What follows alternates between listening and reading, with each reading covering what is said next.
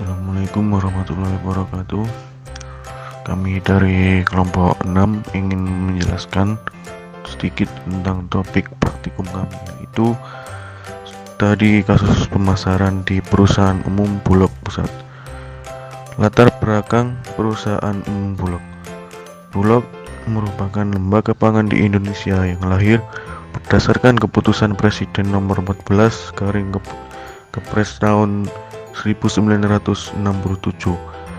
Bulog memperoleh statusnya menjadi perusahaan umum berdasarkan peraturan pemerintah Republik Indonesia nomor 7 tahun 2003 dengan tujuan agar kinerja Bulog menjadi lebih baik, terutama dalam hal pelayanan publik.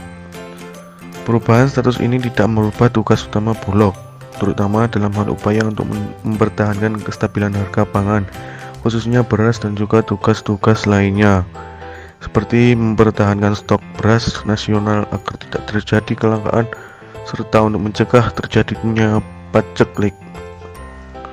Berdirinya Bulog sebagai lembaga pangan di Indonesia tidak terlepas dari munculnya lembaga pangan di Indonesia sejak dahulu. Tugas dari lembaga pangan tersebut adalah untuk menyediakan pangan bagi masyarakat pada harga yang terjangkau di seluruh daerah, serta mengembalikan harga pangan di tingkat produsen dan konsumen.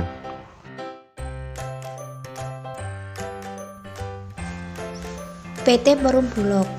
Bulog adalah perusahaan umum milik negara yang bergerak di bidang logistik pangan. Perum Bulog adalah sebuah lembaga pangan di Indonesia yang mengurusi tata niaga beras. Tugas dari Perum Bulog yakni melaksanakan pemerintahan serta pembangunan pada bidang manajemen logistik dengan cara melakukan tata kelola persediaan, penyaluran, dan pengendalian harga beras, serta melakukan usaha jasa logistik yang sesuai peraturan perundang-undangan yang berlaku.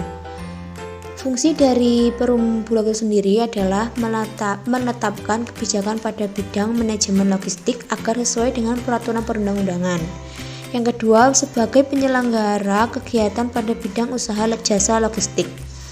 Yang ketiga, sebagai penyelenggara kegiatan pada bidang operasi. Selanjutnya, mengelola sumber daya manusia dan keuangan. Dan yang terakhir, melakukan pengawasan terhadap segala macam tugas yang dilakukan di lingkungan Bulog. Struktur organisasi. PT Perum Bulog memiliki struktur organisasi yang berisikan kepala, bidang pelayanan publik, gudang, unit pengolahan gabah atau beras, dan bidang administrasi dan keuangan.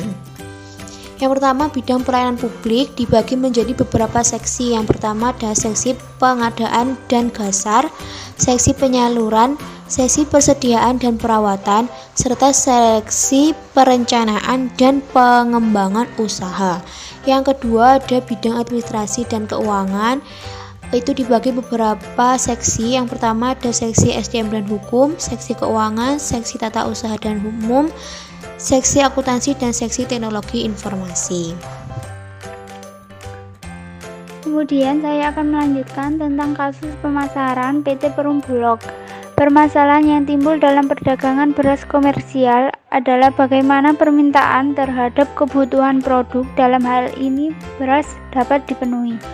Apakah harga yang ditetapkan telah sesuai dan dapat memberikan keuntungan bagi perusahaan? Di sisi lain, apakah harga tersebut juga bersaing dengan kompetitor lainnya serta dapat dijangkau oleh konsumen? Bagaimana mekanisme pengiriman barang sehingga dapat sampai di tangan konsumen? Dan apakah konsumen mengetahui komoditas atau produk tersebut? Kemudian tentang produk, yaitu mengacu pada value yang terdapat pada produk tersebut, bagaimana produk tersebut memenuhi kebutuhan konsumen, serta penanganan kualitas beras komersial. Kemudian price atau harga, mengacu pada harga produk tersebut agar konsumen rela mengorbankan uangnya untuk membeli produk tersebut. Kemudian place, yaitu lokasi yang strategis, akan menjadi salah satu keuntungan bagi perusahaan karena mudah terjangkau oleh konsumen. Namun sekaligus juga menjadikan biaya rental atau investasi tempat menjadi semakin mahal.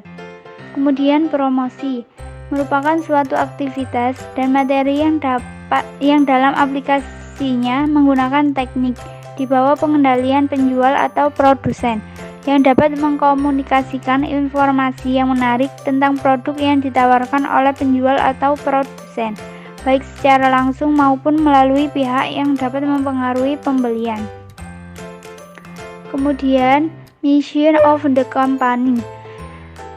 Adapun langkah yang dapat diambil oleh perusahaan, yaitu perusahaan dapat menjelaskan secara detail semua kegiatan yang berhubungan dengan pemasaran.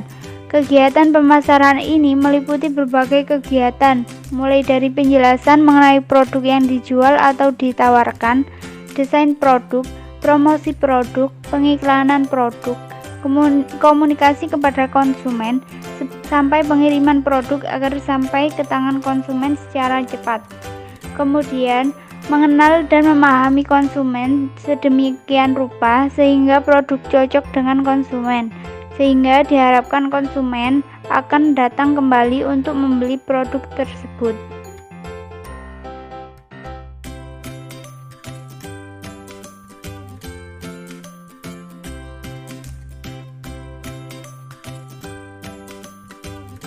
Strategi pemasaran perusahaan.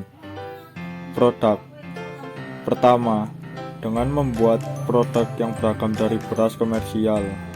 Yang kedua, memberikan nama merek yang dapat menarik perhatian konsumen atau calon konsumen dengan desain yang menarik serta memiliki ciri tertentu.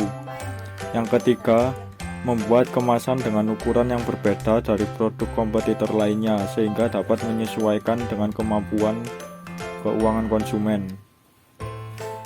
Lalu price, dengan memberikan potongan harga khusus untuk pembelian dengan jumlah tertentu, periode pembayaran yang ringan seperti yang dilakukan oleh kompetitor lainnya, sehingga hal ini dapat memberikan waktu kepada perantara lainnya untuk dapat memasarkan produk beras komersial Perumbulok.